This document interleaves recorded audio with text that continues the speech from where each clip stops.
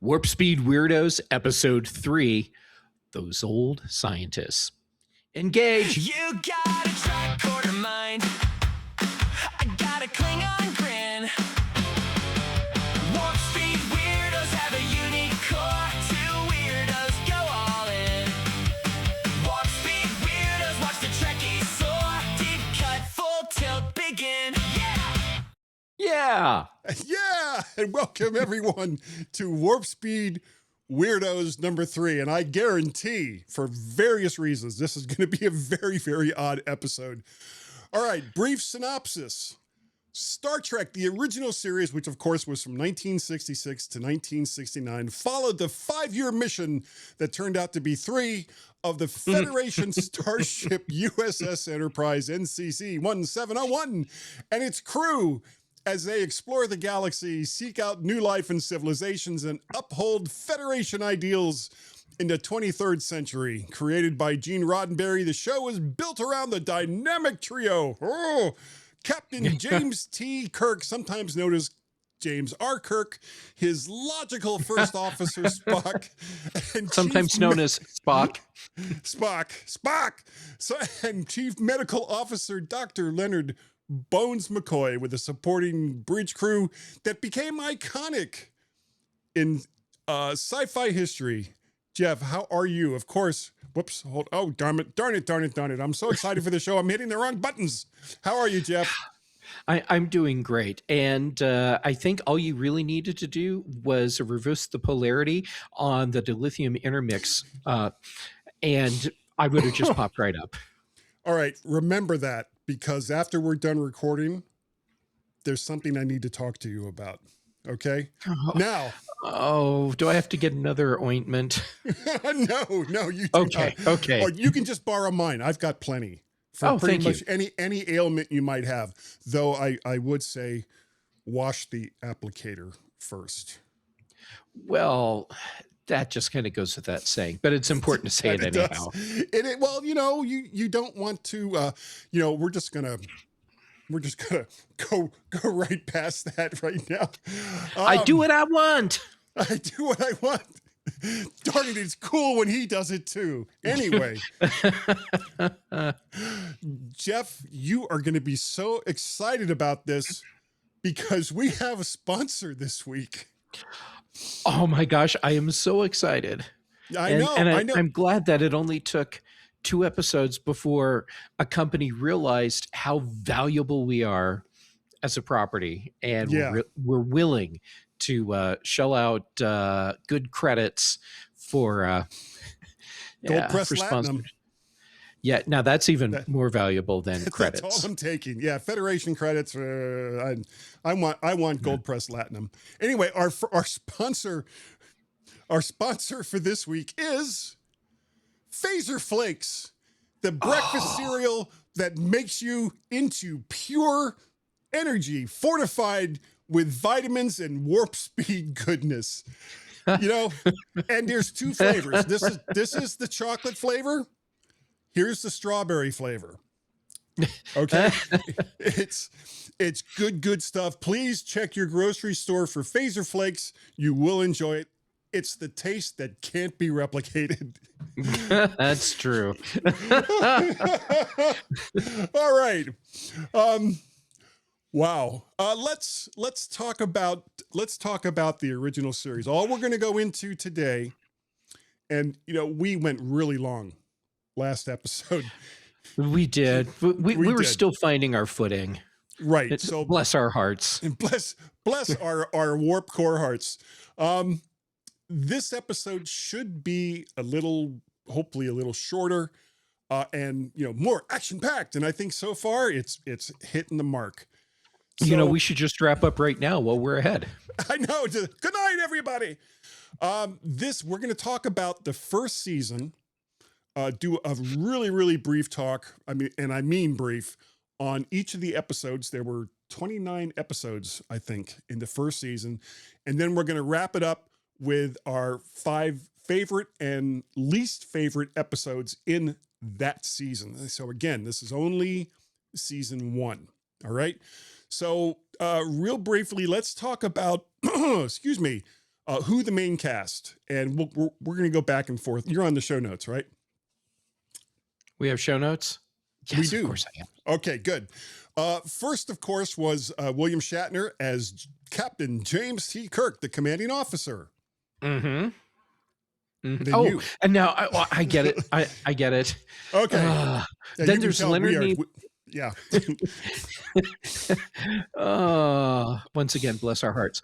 Yeah. And he played Mr. Spock, the Vulcan first officer and science officer. And after that, there was DeForest Kelly, Dr. Leonard Bones McCoy, chief medical officer.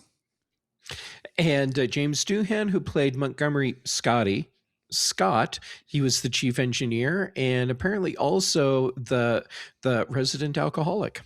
Yeah, with only 4 fingers on one hand. But that's a story for another day. Yeah, that's a warp core issue right there. That is a warp core issue. Nichelle Nichols, who played Nyota Uhura, the communications officer. Mm-hmm. George Takei, who played Hikaru Sulu, and he was the helmsman, the navigator, but earlier he was what was he? Botanist. Thank you, the botanist. Yeah, not that I geek out on stuff like this. Next up, Walter Koenig, who played Pavel Chekhov, the navigator, and also was in security. He was introduced in season 2, kind of the Davy Jones character, which is a whole nother thing that we could talk about, but not today. And when you say kind of, you mean literally. Literally, yes. That is a literal interpretation of why Chekhov was introduced in the series. Yes, and then rounding out our main cast, we have Majel Barrett, and she played Nurse Christine Chappell. And although in the original pilot, she was number 1. She was. Real quick note, the original unaired pilot, The Cage, which starred Jeffrey Hunter as Captain Christopher Pike, and as you said, Majel Barrett as number 1. Most of that footage was later reused in the 2-part episode, The Menagerie, which also occurred during the first season. All right. There were 2 pilots made. There was, of course, The Cage, which I just talked about. And then there was Where No Man Has Gone Before, which was, even as a pilot, was then introduced and used for season 1. Yes. And I'm assuming for the first time viewers, that was actually a little weird because they had 2 episodes that had been produced after this. Mm-hmm. So 2 episodes that had been produced after it had been picked up as an actual series. They had more funding. They made some changes. And then they get this episode that's very much in the vein of The Cage. Yeah. So different sets, different costumes. Yeah. Yeah. Spock was very different in that original pilot. All right. Yeah. So weird. We're going to briefly talk about each one of the episodes from season 1. I'll start us off. The Man Trap. The crew encounters a shape-shifting, salt-sucking creature that's stalking the ship. An interesting episode. I think actually a very weak choice for the first episode to air. Yeah. But clearly it worked because we got a couple seasons before people had saved the show. Mm-hmm. So what was the next one? Then we have Charlie X, and this is the one where we get a teenage boy with Trelane or Q-like powers. I'm really tying it all together there. Yeah. And he threatens the Enterprise crew, and he falls in love with Yeoman Rand. And this one, I think, would have been a much stronger first episode. Yeah, I would agree. Although I think a lot of people would have thought, oh, this is Twilight Zone. Yeah, but there was a lot of episodes like that you could have kind of considered Twilight Zone-ish in the first season. Sure, but if you start with a Twilight Zone-ish episode, okay, I think the audience would have thought that's what it is. Yeah. Okay. All right. The next one, of course, was Where No Man Has Gone Before, which we had already talked about. The one after that, The Naked Time, a contagion removes inhibitions, causing crew members to act impulsively and dangerously. This also gave us a couple of famous scenes with Lieutenant Riley taking over engineering and almost spiraling the ship to its doom, and Sulu running through the corridors without a shirt, swinging a sword. A fun episode. A fun episode. Real consequences. And also gave us a nice setup for a silly second episode for Star Trek The Next Generation. Yes. And which was what, The Naked Now? The Naked Now. And then, of course, a great fodder for Lower Decks. so much so. You got the next one? Yeah. Oh, yes, I do. The Enemy Within. This is the one where Kirk gets split into his good side and his evil side. And yeah. That's about all we can really say about that. It involved a lot of serious overacting by a certain member of the crew that's become a meme over the years. Yes, but in his defense, I think William Shatner actually did a really good job of portraying both these versions and making us be able to see that these are very distinct characters. Yes, I would agree with that. The next episode, go ahead. Nope, that's it. Just oof. Oh, okay. The next episode, excuse me, Mudd's Women. Conman Harry Mudd trades women for profit. The crew must choose between lust and survival. I did not write the synopsis, by the way. I'm glad. Straight out of Wikipedia, because as I'm reading that, I'm kind of like, wow, that's really bad. But it is somewhat accurate. Well, it's accurate on one level, but it's not accurate for what the episode actually was about. And but it was a good episode. It was a good episode, and this is where we get the introduction of Harry Mudd, and who is the one of the only recurring guest stars on the show. The other recurring guest stars are Klingons. That's not necessarily true, but we will go into that in a little bit. Okay.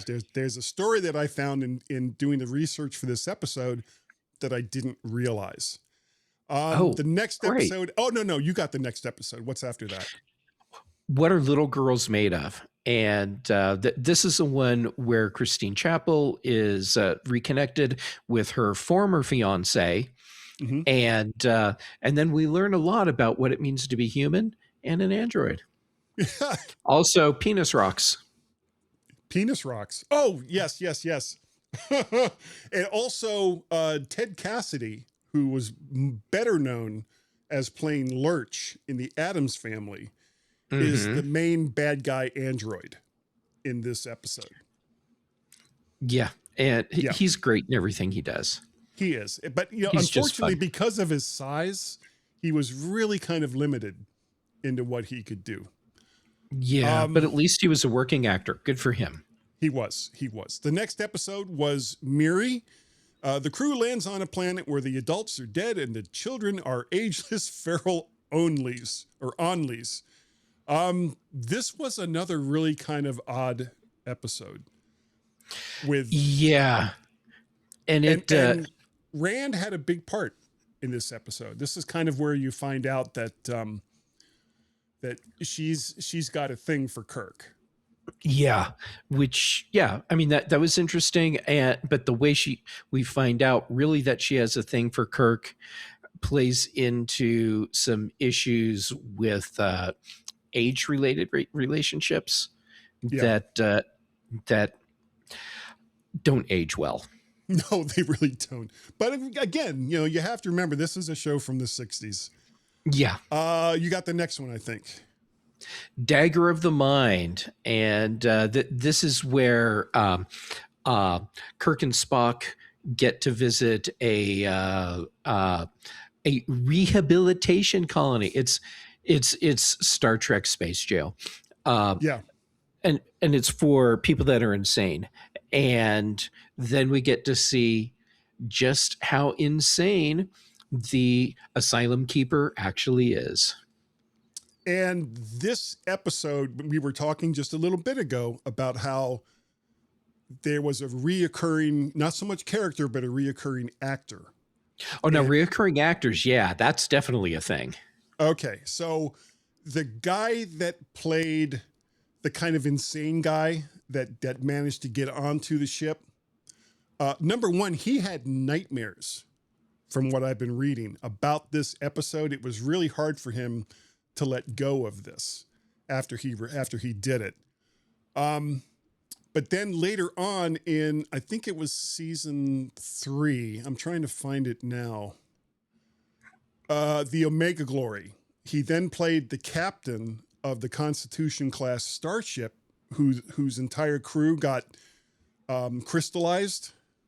Oh, yeah. Yeah. That was the same actor. Okay. And so the one after that was the Corbomite maneuver.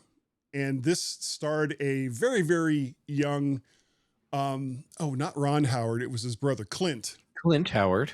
They overdubbed his voice because, of course, I think he was like 4 or 5 years old when they recorded this episode.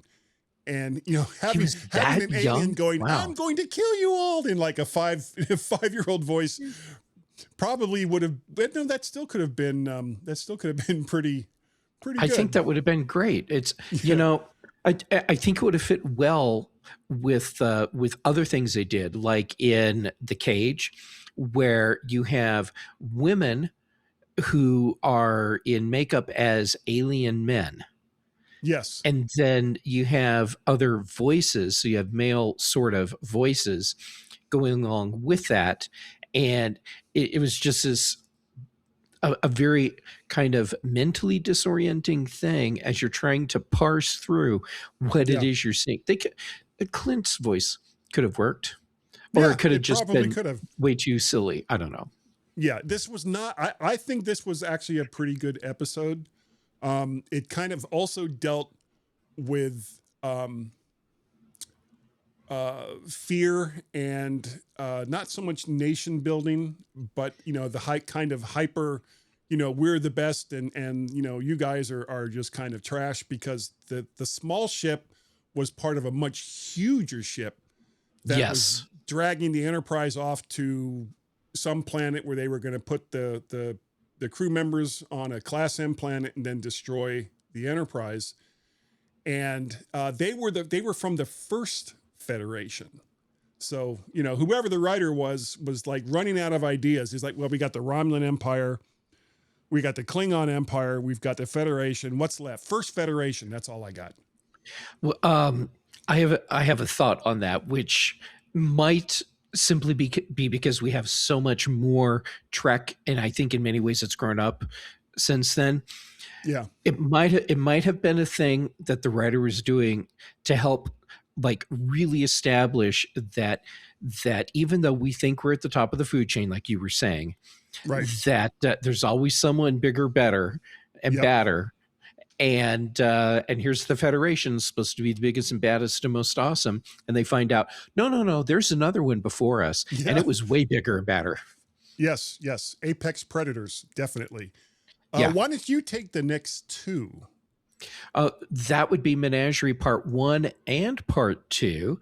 And this, as you pointed out, is the episode or episodes where they took the footage from the original pilot and put it together in a new episode or set of episodes. This is the one where Spock gets court-martialed for taking his former captain, Pike, who's been horribly maimed and is basically invalid now, and then hijacks the Enterprise to go to a planet that Pike wants to go to, where he can be. No, he doesn't want to go to it. He kept saying no. Oh, that's right. Spock just wants to take him to it because he knows that's where Pike can live out the rest of his life, where he won't perceive himself as crippled and maimed. Yeah. And yeah, so it's Spock's court martial. Yeah, and there were real consequences, as going to this planet was, I guess, for whatever reason, one of the only ways that you could receive a death sentence in the Federation. Yeah. In the episode, they say it's the only death sentence still on the books. But then we have another episode later on where they talk about another death sentence that's on the books. So apparently it's very the writers didn't communicate that. Yeah. Not that well. Let's see. The next one. The Conscience of the King. Kirk suspects a traveling actor is a former mass murdering dictator. Well, actually, that should have said mass murdering governor, because that's who he was. He was the governor of a planet who was running out of food that Kirk and Riley, I believe, was it Riley's character? I thought it was someone else, but it's been a long time since I've seen. There were two people on the Enterprise that had been on that planet, including Kirk, that had almost gotten killed by the governor because they were running out of food. There wasn't going to be resupplies quickly enough to prevent mass starvation. So the governor of the world decided, well, let's just kill half the people, and that way there'll be enough food. Unfortunately for the governor, food arrived within a very short time period after he murdered half the planet. So, oops, my bad. So, it doesn't end well for anybody. Take the next one there, Jeff. All right. Next up is Balance of Terror. This is the one that I like to call the Star Trek submarine warfare episode. Yes. And this is our first encounter with the Romulans. And this is where we also get the surprise that Romulans, at least in the TOS era, look exactly like Vulcans. Yes. I don't know where they developed the head ridges after that, but okay. The head ridges show up in Next Gen.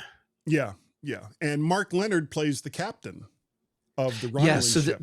This is Mark Leonard's first appearance in Star Trek, I believe. Yes, and he goes on to be in 2 other episodes, once as a Klingon and once as a Vulcan.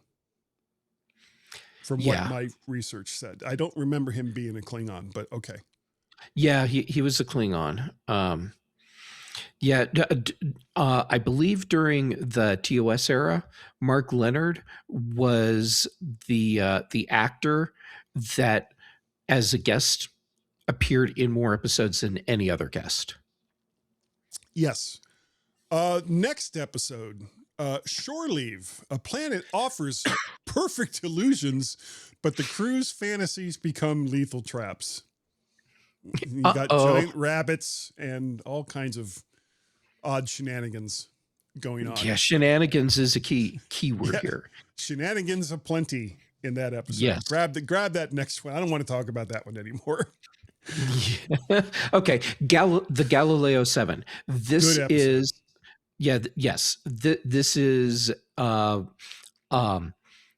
crew of 7 on a shuttlecraft, which is the Galileo 7. So shuttlecraft 7 on the Enterprise. So you do get wordplay in there. There were 7 people on board. Yeah. There's 7 people on board, but this is also Galileo NCC 1701/7. It's shuttlecraft number 7 on the Enterprise. Okay, well, I did not know that. I'm sorry. I didn't mean to interrupt. Oh, no, you don't need to apologize. This is super exciting. I got to be here when you, so deep in Trek lore, just learned a new thing. That was super cool. Yay! Yay! You learn what you want. Anyhow, shuttlecraft crash lands on a planet. There's no way to use transporters to get people off the planet. The Enterprise doesn't know where they are. And the Enterprise doesn't know where they are. That's the other part of it. And so now there's a ticking clock because Enterprise has to find the shuttlecraft before their time runs out and they have to leave to take emergency supplies to a planet that has to have them by a deadline. Right. And yeah, there you go. Yeah. And, you know, people throwing giant rocks and all that. And this, I believe this was also the first time we see Dr. Mbenga, who is part of Strange New Worlds. Yes. Was that actually Dr. Mbenga? I don't remember now. I can't remember off the top of my head, but I'm going to go with yes. Yes, that was him. Okay. Next episode, another good one, The Squire of Gothos. A childlike alien with godlike powers toys with the crew on his world. And he's now God, I cannot remember the name of the actor that played the Squire of Gothos, who also later came back as a Klingon. But he plays this so well. As a matter of fact, now, have you ever seen the blooper reels for the original series? No. Okay. There's a scene in the blooper reels because in this episode, William Campbell. Yeah, bing, that's his name. Came to it at the same time. Great minds think alike, or at least our minds do. Or they think at the same speed. Yeah, slowly. All right, now that I remember his name, William Campbell, Koloth. Yes, that was the Klingon he played. Boy, we're just pulling stuff right out of our ass about Star Trek. You pulled that one out of your butt. I pulled it out of the Googles. Okay, good. At one point, he looks at Kirk and he says, "Are you challenging me to a duel?" And in the blooper, Shatner looks at him and says, "Yes, I'm challenging you to a duel." So if you can find the bloopers for the original series Star Trek, they're very, very funny. Grab that next one. Arena. Oh, this is an interest. I'm just going to read the description that came from Wikipedia. Kirk is forced into single combat by ancient beings to settle a feud between two species. Which is what not an correct. Excellent way to describe an episode without actually getting it right. Yes, exactly. Wow. Yeah. No, these are our friends who like to bet. Quatloos. Yeah. And so it was the Gorn. Except it was a real slow-moving Gorn. Oh, right. See, and I just mixed up two episodes also. Because Which the one are you arena, thinking of? the one. Oh, with the mines in the bubbles thing? The mines in the bubbles. Yeah. That's funny. It's been a long time since I've seen this one too. But yeah, Arena, this is where we get the Gorn for the first time. Right. And he's so slow. He just kind of moves like this. It's actually kind of funny. At the time, with what they had to work with, it was probably pretty impressive. Yes. I'm guessing for the odds of that day. I like how they ultimately reimagined what the Gorn are in Strange New Worlds. Yes, yes. And there's the outcome of this episode, without saying what it is very satisfying for looking at how humans at least can become in the future. And it would be nice to think that this is where we could go. The next episode is Tomorrow is Yesterday. The Enterprise is pulled back in time and must correct a temporal mistake. Now, am I mixing this up with the Gary 7 episode? You are. And correcting a temporal mistake is not actually really correct, because it's part of the episode, though. Well, they create a scenario. It's not why they went back. Yeah, the temporal mistake is a mistake that they could make, realize they could make, and did make. Well, the mistake would be if they had kept the fighter pilot captain. Mm-hmm. But when they looked up his history and they're like, oh, actually, we can't do that. Yeah. then they figured out how to put him back at the right point in time. So they never actually made a temporal mistake. They just had this guy, figured out, oh, we can't keep him, and figured out how to put him back. And the way that they spin it is like, to me, one of the first examples of a Star Trek MacGuffin, except it was in the theory that they used. Well, if we just go back in time and then, matter cannot exist in the same place. Two pieces of matter cannot exist in the same place at the same time. So in theory, when they beamed him back into himself, everything should have exploded. That was my thinking on it. But okay, it's a Star Trek thing. They came up with a nifty solution to solve an issue, and that's what they did. It was a very clever solution. Yes. Yeah, the science. Okay, none of the science is working. No, at all. Not at all. But it's not sciencing. It's not sciencing. But we do get some like the interrogation scene where Kirk has been captured and he's being interrogated. Love that scene. Yeah. No, I work in space, but I'm from Iowa. And they're like, oh God, this guy's nuts. That is a good scene. The next episode is court-martial. Kirk is court-martialed for negligence after a crewman dies. Evidence all points to him. And that's accurate, I think. Yeah, that's pretty accurate. And this actually gives us a character setup for the original Star Trek movie, Star Trek: The Motion Picture. Does it? Yeah. Oh no, wait. I'm sorry. I'm thinking of Doomsday Machine. Sorry. Oh, okay. No, that totally different episode. I was thinking, well, how does that work? How does that work in that episode? Okay. But it's still an okay episode in my opinion. Not one of the better ones. Oh, you got the next one. What am I doing? The Return of the Archons, and this is where we get Landru. Yeah. And so there's a computer that controls the entire civilization, and everyone has to comply. And then, but then one day a year, they all get to go crazy and do anything they want. And there was a whole movie franchise based on this concept. Yeah, and there's a Lower Decks episode where they go back to the planet. Yes, they do. Will you guys stop being taken over by Landru, for God's sake? That was really good. This next one, it's a classic. I actually don't particularly like this episode. I mean, it's a good episode and it gave us a great movie, but I think the episode itself is not that strong. It's Space Seed. Kirk awakes a 20th century tyrant Khan who plots to seize the ship. And that's accurate. That's pretty much what happened in that episode.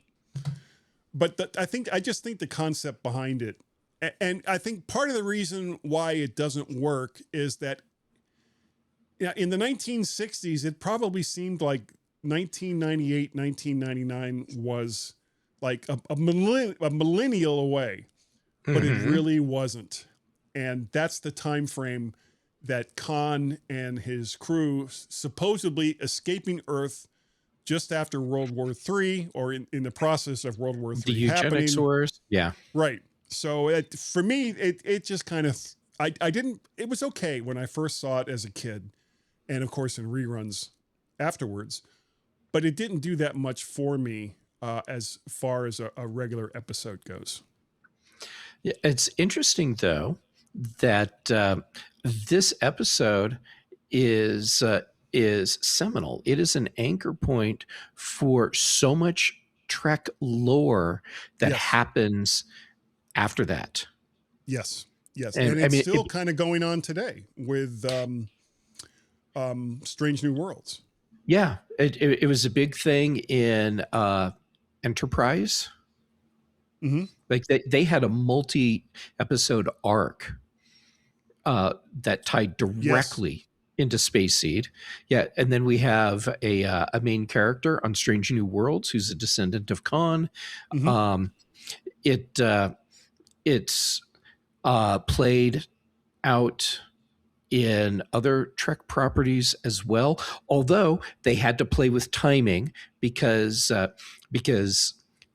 as shows were being made after the 90s, they just revised what the timeline was Yeah. for the eugenics wars, which is fine. It's sci-fi. It It's evolves. fantasy. It's fake. It's Right. fiction. It's okay. Whatever. All right. Take the next one, then, Anyhow, Jeff. A Taste of Armageddon, and this is the one where we have a planet, or excuse me, two planets. They're engaged in a big war, but war's really expensive, and so what they destructive, apparently. and destructive. So what they did was figured out a way to make war much more economical, and they have computers running simulations, and then based on what's happening in the simulations, it tells you if you have been killed in an attack, you have to go to a place where you get zappified into atoms, I guess. Yeah. And we have a landing party from the Enterprise there, and they're like, "Wait, whoa, this is bad," especially since they're in one of the groups that's supposed to go die, including the ship. Supposedly, the Enterprise gets hit. What's the word? Because none of it's real. You know, it's all just being it's all simulation. Right, simulation. That was the word I couldn't come up with. So apparently, these people expected the Enterprise crew to beam down and allow themselves to be atomized because their computer told them they had been. So that was that episode. The next one. This side of, go ahead. You were going to say something. I can tell. Go ahead. I was. I mean, yeah, this is kind of a rough episode, but this episode, I think, is at the core of what Gene Roddenberry was doing with Star Trek, and what, despite what some people think, I believe that the people at the helm of the franchise are still trying to do today, where they're doing a lot of social commentary, and like many episodes in TOS, this is very clearly an anti-war. Yeah. I mean, that's what they're doing. They're making an anti-war statement. Right. Vietnam War was the big thing right now. So yeah. Oh, well, actually, I looked at the Vietnam War because there was an episode with the Klingons and the Federation both supplying weapons to a planet, and there was a pregnant woman, and all kinds of shenanigans going on. But I always thought that was more of an analogy to the Russians are going to supply weapons to one side, and the U.S. is supplying weapons to the other side. Yeah. That's more like Korea to me, but whatever. It doesn't matter. It's the wars in that era they were talking about. Yeah, exactly. The next one is this side of paradise. A perfect colony's planet spores makes the crew want to stay forever. And this was another odd episode for me, where that's fair. Yeah, flowers are making people just kind of lose their minds, and eventually someone starts bringing the flowers up to the ship, and the whole ship gets infected. They all beam down, except for Kirk, who is trying to hold everything together. And it leads to an interesting fight scene. And it's like the first time we really see how strong Spock is as compared to Kirk. Yeah. When he's like punching holes through the metal walls. And it's like, okay. This guy's he's badass. Could be a badass. And we also learned that McCoy is a badass. Because there's a point where he's sitting under the tree drinking his mint julep, and the leader of the colony tells him to do something, and he's like, no. And the guy's like, well, you gotta. And McCoy lets him know in very clear terms that that he will screw him up. He will mess that man up for Yeah. life. He will take him down. And he knows all And kinds of medical ways to do it too. yeah, and yeah. So it's like, okay, do not screw with McCoy because he will mess you up. Don't F with the McCoyster. All right, go That's ahead. right. Let's see. Oh, that takes us to Devil in the Dark. Great And this episode. Yeah, this is a Munster episode, if you will. And But not really. But not really. Well, they do a great job of giving us that tension. Yeah. And so, yeah, I think it's a well done episode. But the gist of it is you have this mining colony.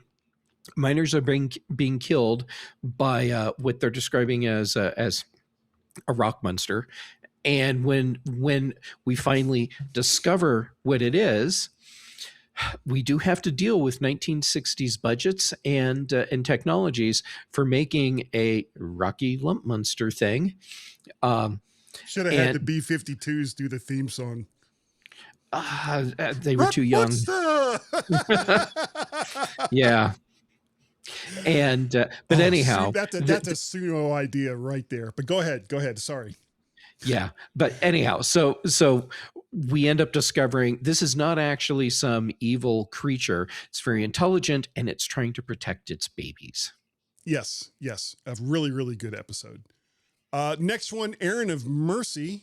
Actually, this is the episode I think I was talking about. Kirk and Spock try to stop a war on a planet. The Klingons are about to invade. So this was, I think, another one of those analogy shows.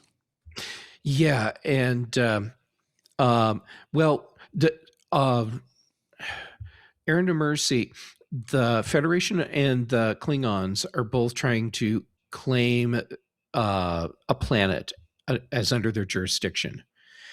And so they're trying to each is trying to show that they have the resources to take care of the planet and the people, and we were here first. Both of them are saying that, and that's where they end up having to deal with beings that are far beyond both of them.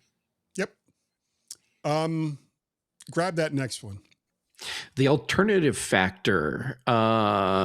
A being from an antimatter universe threatens the ship in a paradoxical duel. Well, I guess that's kind of right.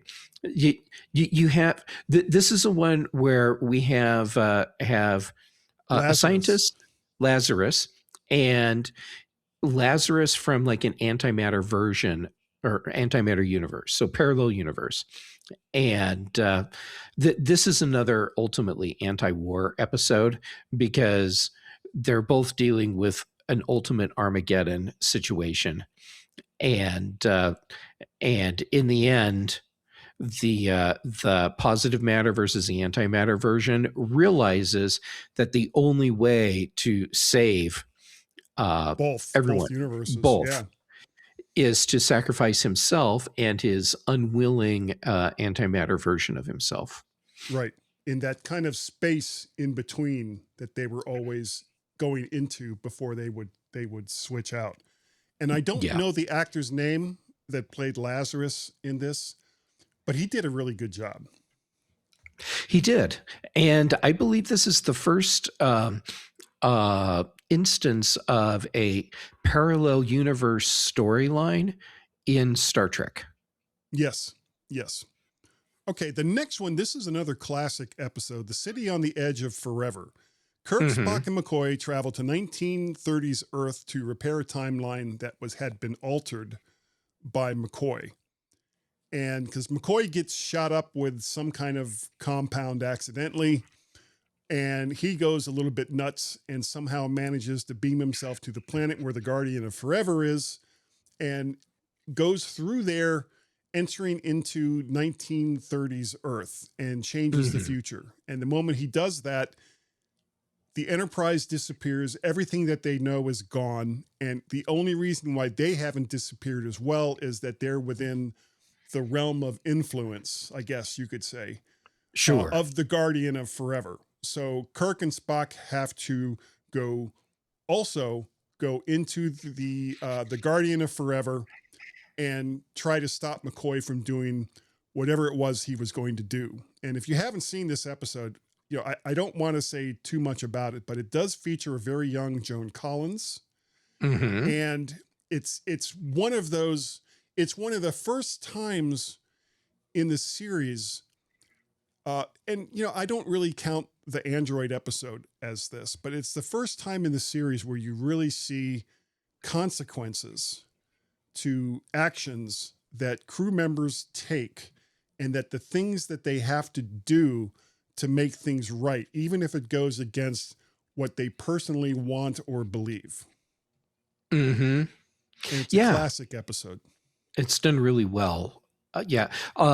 If you ever have the opportunity to read the comic book adaptation of Harlan Ellison's original script for this, it's really fascinating and interesting. And I appreciate why Gene Roddenberry ultimately changed it, because it deals with drug addiction, and that was something that in Gene Roddenberry's mind would not have been part of the Star Trek future. Right. Well, why don't you grab that last one, and then we'll go into our hits and misses. Okay.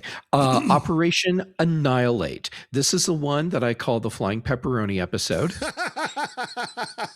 Yes. Go ahead. So Enterprise has to go to a planet where there's like no contact anymore. And there's like this whole Federation colony there, lots of people, including Captain Kirk's brother, Sam. Sam, who is a recurring character in Strange New Worlds. And what they find when they get to the planet is that nearly everyone is dead. They find 2 survivors, and Kirk's sister-in-law and nephew, right? And everyone else is dead. Spock gets attacked by the flying pepperoni that killed everyone else, and so now we have a living host that's infected with the pepperoni monsters, so they can come up with a fix. They ultimately do, but flying pepperoni, right? Flying pepperoni. Okay, well, so that's the entire first season, with our own, let's just say, unique interpretation of what those episodes were all about. And everyone, please remember this episode is sponsored by Phaser Flakes. Makes you into pure energy. Pure energy. Yep, find it at a grocery store near you. With these 29 episodes, and it's weird in the days of streaming, if you get 10 to 12 episodes, that's looked at as like a whole season. But back then, this was actually, even for the 60s, a really large amount of episodes for a single season.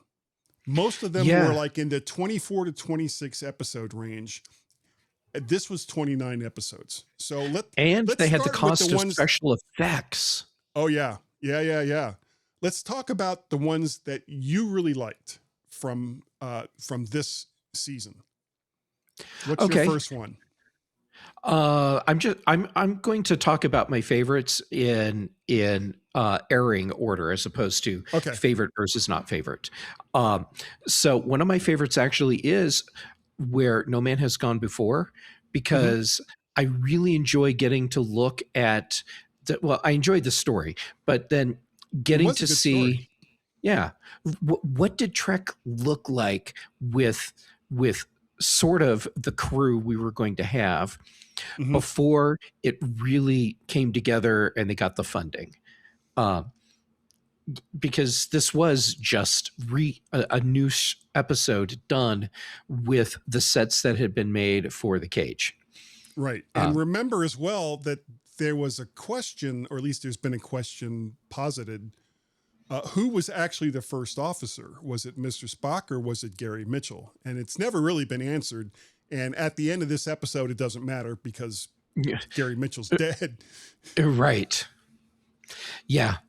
And so, anyhow, I I think it's a really interesting episode and a good story too. So it's one of my favorites. Okay, and I'm going to do the same thing you did, and I'll go by airing order.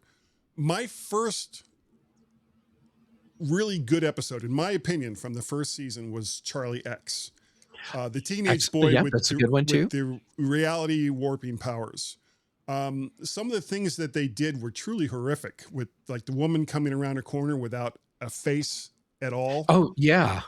And, you know, and just how he went from being just so grateful to getting away from the circumstances that he was in to so quickly using his powers to become a true monster. And the fact that he went, and within the relatively short amount of time, he became this monster.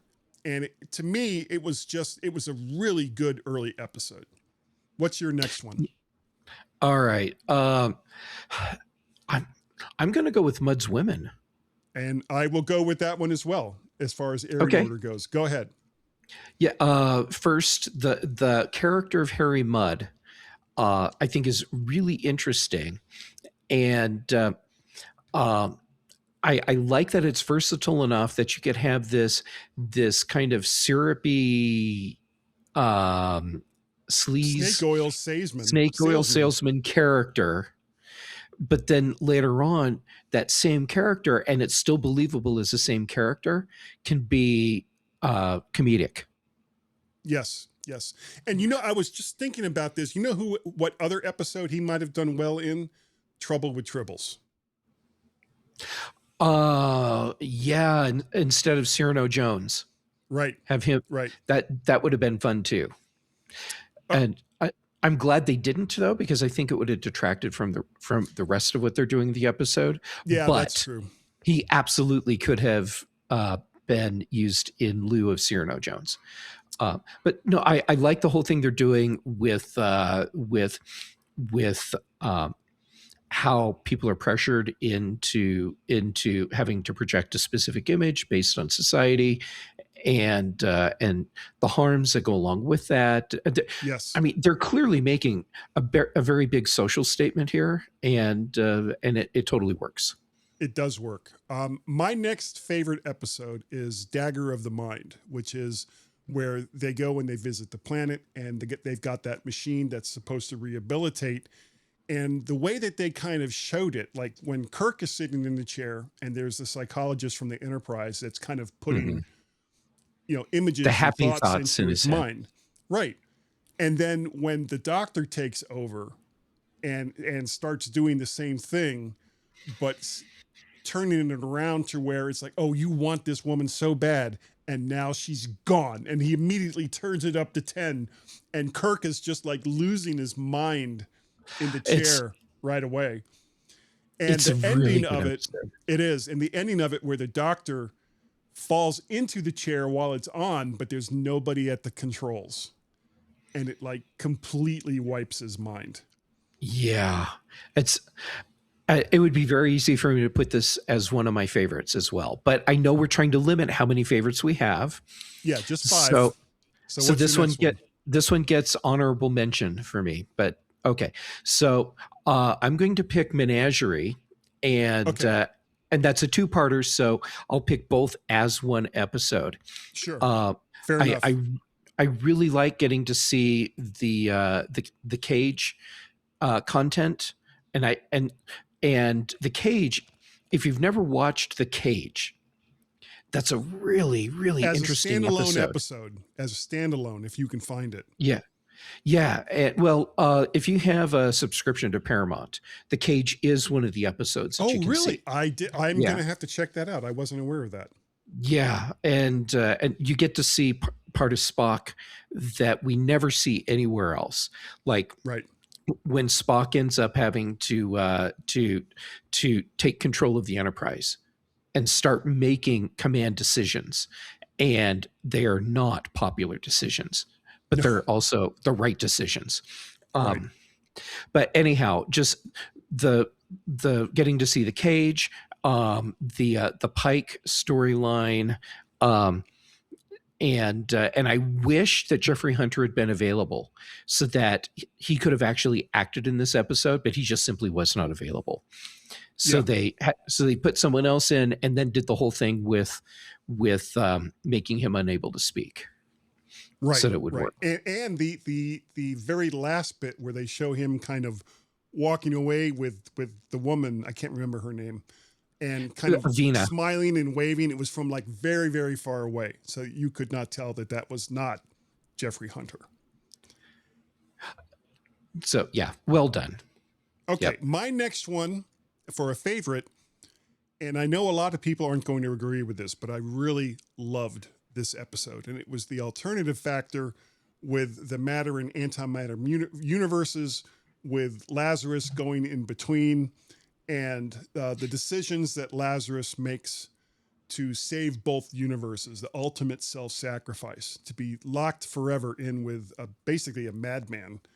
So I thought that was a really, really well done episode. I really liked it. That's a really good episode. Yeah, that gets honorable mention for me as well. Okay, what's your next one? I'm going to go with the Galileo 7.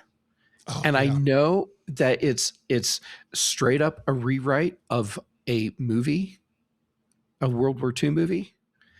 They straight up admitted that, like, not even admitted. It was like, yeah, this is what we did with this epised. Yeah. And they were just so very done. open with it. It's a very well done episode. Getting to see Spock in an element where he has to completely rethink how to just do what he does, and watching that process, you would think, based on how a lot of TV shows are written in the 1960s, that would have been done in a very superficial way, but it wasn't. They really well written and really well acted. Yeah, I just thought it was a great episode. My very last one is The City on the Edge of Forever, with, of course, Edith Keeler, Kirk, Spock, and McCoy traveling to 1930s Earth. There was even quite a bit of comedy in this, like when the cop comes up to him and he says, obviously my friend's got his head caught in a mechanical rice picker, which is trying to explain Spock's Vulcan ears. And even Spock is helping. He's like, maybe the accident that happened when I was a child. Oh, yes. And of course, that belays the very serious nature of the episode later on. But it was one of those episodes that even after it's off makes you just kind of go, well, maybe, it went beyond the actual episode itself. And what Kirk says at the very end, with the Guardian saying, I can be your gateway to, to history and all of this stuff. And Kirk just kind of says, let's get the hell out of here. And in 1967, to have a character say hell on national TV. And to have your star, your lead character, well, in this case, one of your lead characters, lose. The good, because the good guy always wins in 1960s TV, but not here. The good guy, he lost, and he lost big time. But the sacrifice that he made saves the timeline. Yes, so it saves everybody. Did you have one more favorite, or are we going to get into our uh-ohs? That was my favorite. Okay, so there's our 5 favorites. For me, it was, let me get back to it. Charlie X, Mud's Women, Dagger of the Mind, The Alternative Factor, and The City on the Edge of Forever. What was yours, Jeff? Okay. Mine was Where No Man Has Gone Before, Mud's Women, The Menageries Part 1 and 2, Galileo 7, and The City on the Edge of Forever. All right, now let's get in. And it was easy for me to find the episodes that I thought were outstanding. Trying to find 5 that I thought were just, not great was much harder, because this is a very strong season. So it is. When I looked at the episode list, even though I've seen all of these episodes countless times over the years, um, it really hadn't hit just how strong this first season is. Yeah. But there's plenty of pain in this one too. Okay, well, why don't you start with your first, what the hell are they doing here episode? All right. Man, there's actually it's difficult. Okay, let me just start at the top and look at the list and figure out where I need to start for the bad ones. Okay. But you want me to go first then? No, I can go first. Okay. And the naked time, I actually had a difficult time with that. Starting with the very premise of the episode.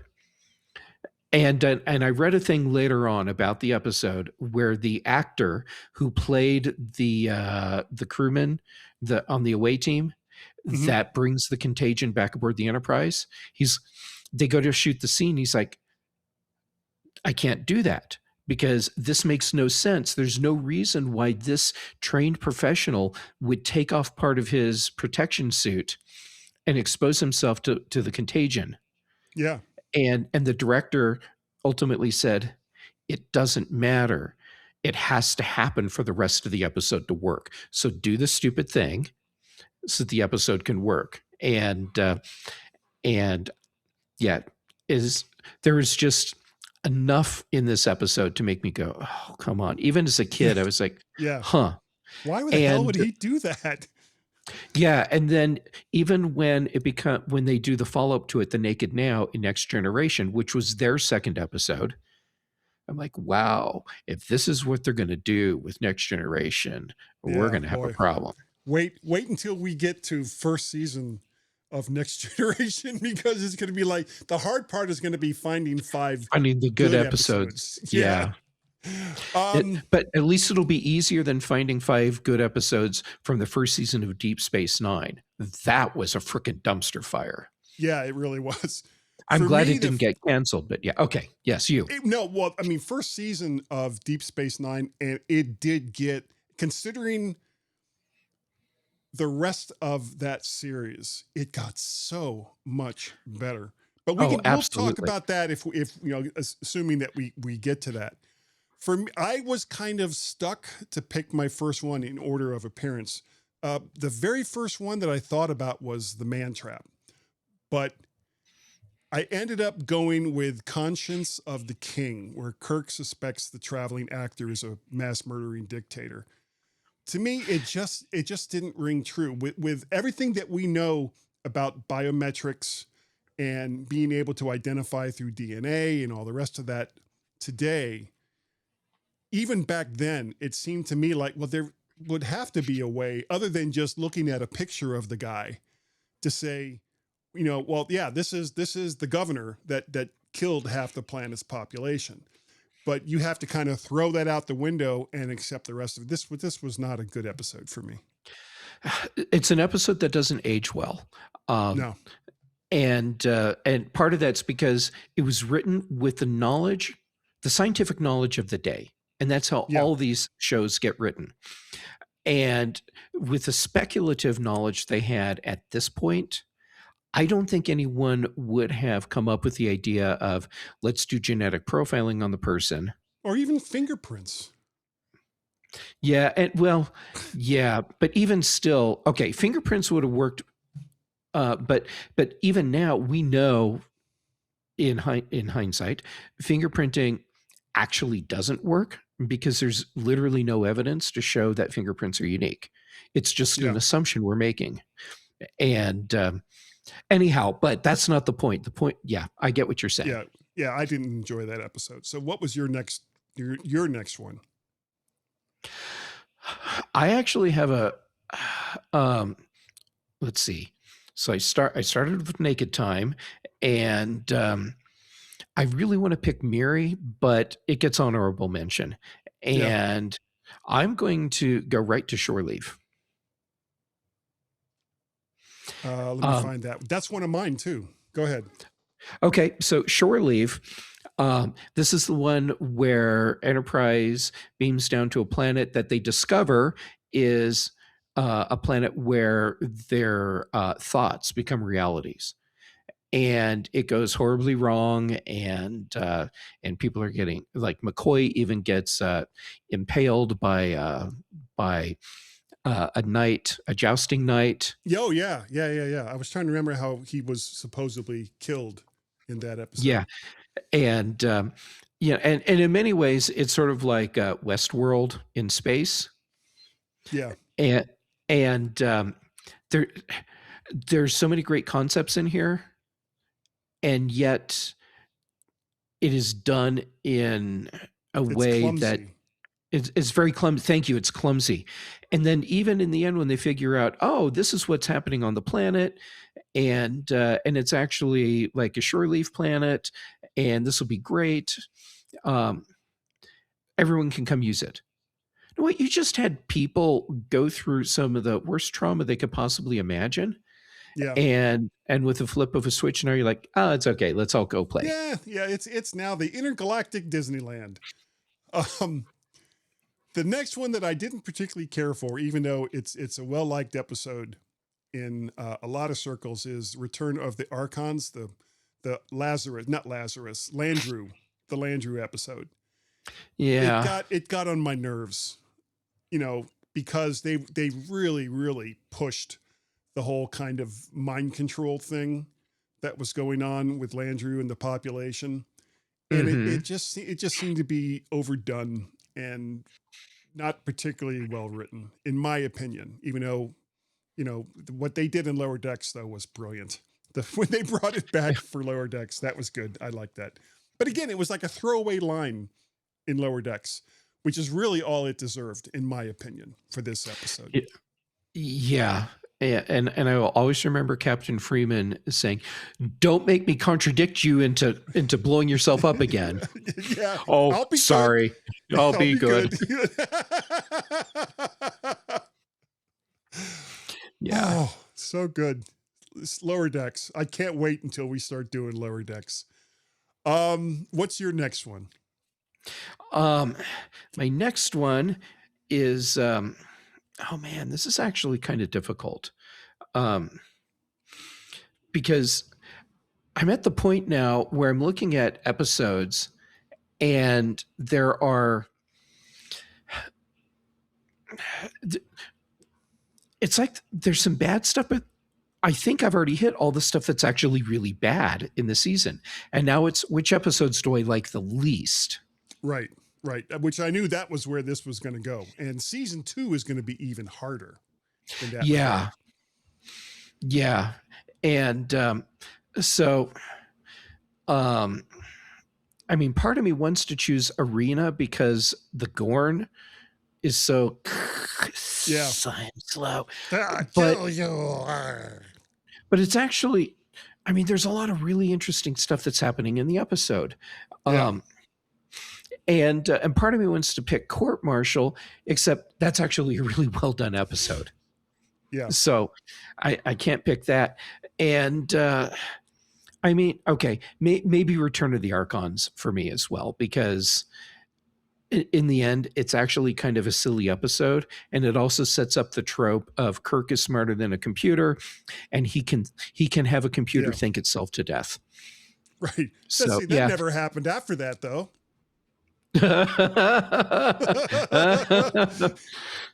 Let's see. I think it happened in literally every single season. Yeah, it kind of did. The next one I have, A Taste of Armageddon, which is the one with the two worlds waging war and the people voluntarily go into a disintegrator. I mean, I get the message that they were trying to convey with this, but the fact that the Enterprise is just so technologically advanced, more than either one of these planets, and that if this had been the mirror universe, the episode would have lasted about 5 minutes. It would have been like, okay, well, if you don't do what we want, we're going to do these terrible things. And the mirror universe, Spock or McCoy would be like, So you're holding our captain hostage, huh? Okay. Photon torpedo, the exact location where the captain is. And that would have been the end of the episode right there. Yep. But yeah, I didn't particularly care for this episode. It just seemed kind of pointless.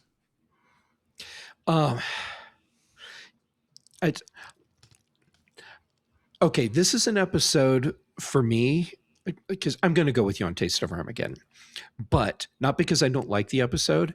It's because it's one of the episodes that I don't like as much as the others. Right. I really like the message they're going for, and I enjoyed the parallel universe aspect of this, and that in both universes the same Oh no, person. you're thinking of the Lazarus. That was. Oh crap! Wait. Oh right. Sorry, I'm mixing up my episodes. All right, Episodes, we'll leave Lazarus alone. Taste of Armageddon. That was actually one of my favorites. Yeah, and actually, and I do like the Taste of Armageddon. Okay. But I'm just mixing up my episodes here because there's so many of them.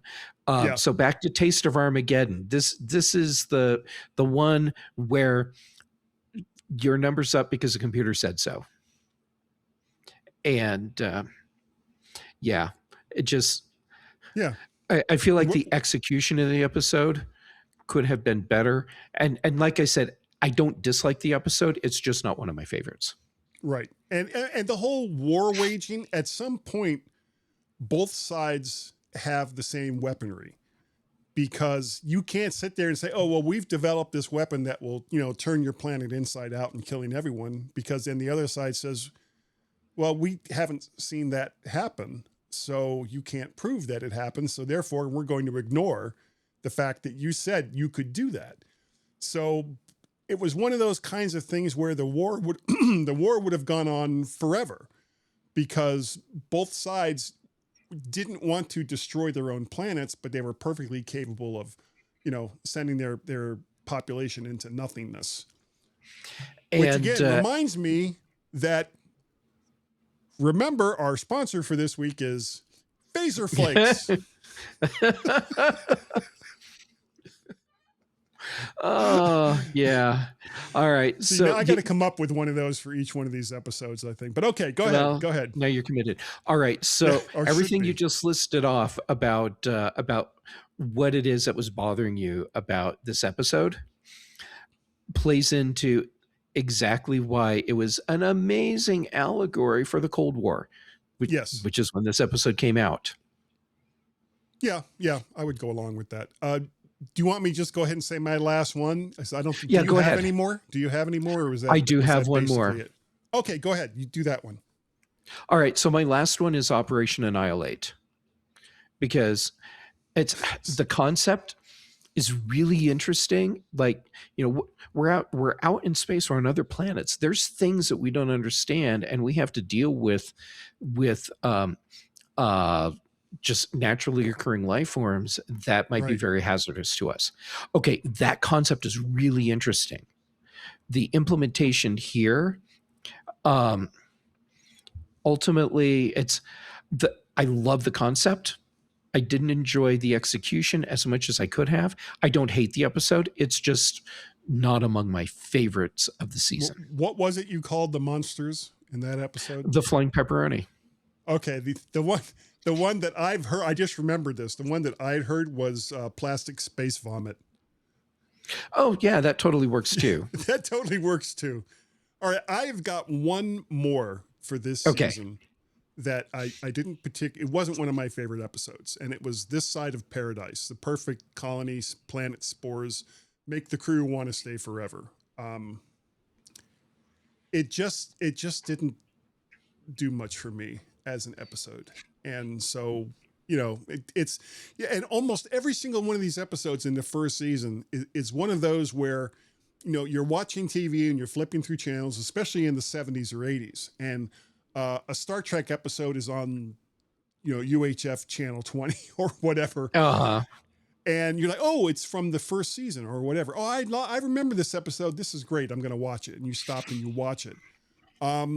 Ones like Taste of Armageddon and This Side of Paradise were the ones that would be like, let's see what else is on. you know, and I would skip past it. And I might still watch it, but only if there wasn't something better on. You know, This Side of Paradise, I'll always watch it when it comes on. And you're right, it's not as strong as some of the other episodes, but I like the Kirk Spock fight. Yeah, that's like my favorite bit. And I like Badass McCoy. Badass McCoy. Bam, we call him. Bam. And I like how Kirk realizes what the fix is because he's been infected, right? And but he's still conflicted. And when he realizes that it's his anger that breaks the spell, if you will, and then has to figure out how to get the only other person he knows that can really help him, which is Spock, out of it. I like that. Also, we get to see a close up of the control face of a communicator, and yes, that episode's the first time I remember seeing that, and for me, that was so cool as a kid to get to see that. That is gonna do it for the episodes and the things that we wanted to talk about this week. Yeah, Jeff, if people wanted to contact you and find out more about your Star Trek fetishes and all the rest of that, and the things that you like to talk about, how would they do that? Well, first they'd have to open hailing frequencies, and then they could. Do you like how I did that? Yeah. Then check out my blogs, jeffgammett.com. Wait, hold on. Hailing frequencies, is that a real thing that you're involved in? Or is that just something you just made up? Oh, no. Kirk and Uhura, it's open hailing, or hailing frequencies open, Captain. And okay. Okay, never mind. I thought, okay. But yes, you're right. It's also a podcast. Oh, is it? No. Okay. Yeah, and I'm not on that podcast. Anyhow, jeffgammett.com, freshbrewtales.com, jgammet on the social medias, and I'll pick 2 shows for you. Retro Rewatch, which seems totally appropriate because that Patrice Brendamore and I are talking about Stargate SG-1, and The Context Machine, show I do with Brian Chaffin, because Brian's a big Star Trek fan too. So there we go. I tied it all together into sci-fi. If you wanted to get hold of me, of course, you can dial the number that you see on the bottom of the screen, 703-828-4677. I don't have a particular email address for this show, but you can always use the one that we use for the G-Men show, which is gmenshow@icloud.com. Over on the socials, I'm on most of them as either VertShark or Mac Parrot, sometimes both in the same social media space. Mm-hmm. And just so that everyone can hear about it one more time, Jeff, why don't you give us our tagline for our sponsor this week? Phaser Flakes makes you into pure energy, pure energy. Yeah. So that's our sponsor for this week, Phaser Flakes. Thank you all so very, very much for watching Jeff and I here on Warp Speed Weirdos. We're not really doing this on a regularly scheduled kind of basis. We'll see how things go. I really enjoy doing this show, and the fact that there are so many Star Trek episodes and themes that we can go into, we could do this for like a really, really long time. So we could. I think that is going to do it for this week. Do you have any closing thoughts there, Jeff? I think it's okay for us to close the shuttlecraft hangar bays and go back to warp speed. I think so too. We'll see you all next time here on Warp Speed Weirdos. Thanks. 2 weirdos, 1 starship mic, 1 last late night, drifting out of sight. Warp Speed Weirdos, roll credits, take it slow. Warp Speed Weirdos, see you where the Trekkies go.